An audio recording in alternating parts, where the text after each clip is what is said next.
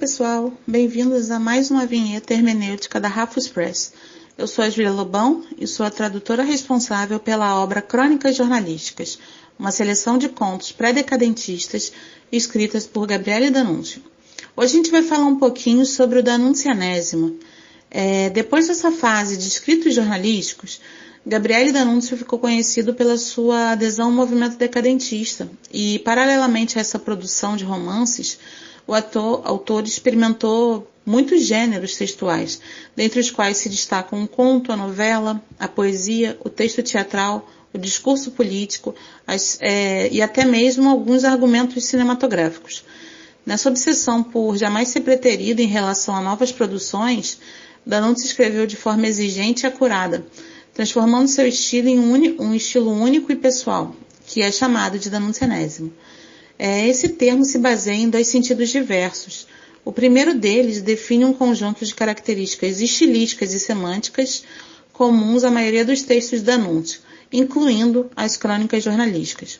E o segundo sugere uma relação simbiótica entre a vida e a obra do autor. Começando por essa mistura entre vida e obra, a criação do D'Annunzianesimo foi responsável por diversas interpretações equivocadas das obras d'annunzianas, já que muitos críticos contemporâneos ao autor foram incapazes de ler suas obras sem se lembrarem do último escândalo alardeado nos periódicos da Itália, romanos, e também sem se lembrar da última amante do autor italiano que tinha sido revelada. Então, para além dessas excentricidades que emulavam um comportamento inimitável, a gente vê que o grande responsável por esse estilo legitimamente d'annunziano é o próprio autor. É ele mesmo o primeiro a alimentar esse mito de um escritor excêntrico e inigualável. Essas posturas, elas provocam reações positivas e negativas. Dentre aquelas que foram bastante negativas, a gente destaca a figura do escritor, músico e pintor Alberto Savinio, que considerava a moda do D'Annunzianesimo como um vírus. Na sua obra Pronome, Savinio afirmou que o D'Annunziano era mais que uma forma literária, era mais uma variante do esteticismo, mais do que a imitação da obra e da vida do Gabriele D'Annunzio. Era uma condição fisiológica.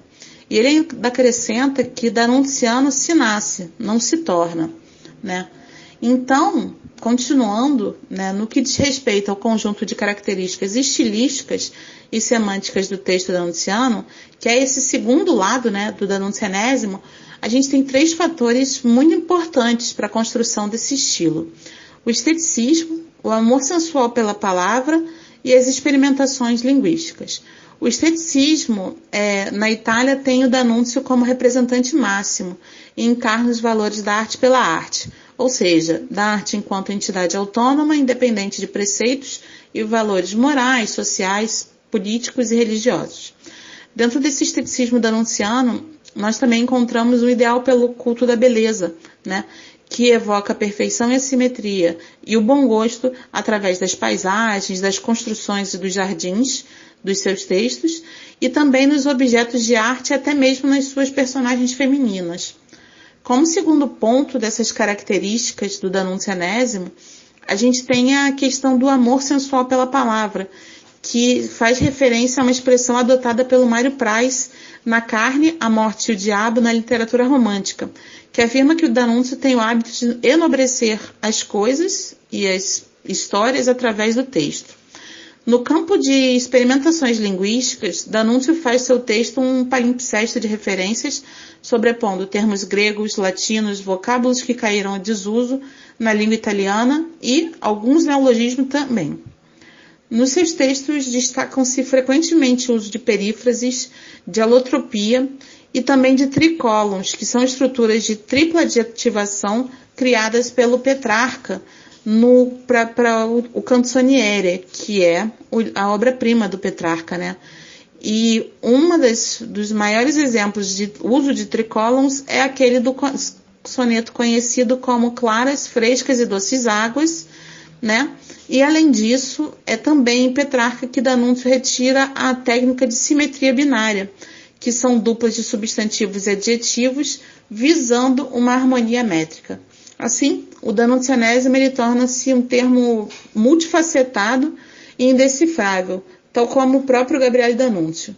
Se você ficou interessado em saber mais, apoie a campanha Hierofantes da Rafus Press.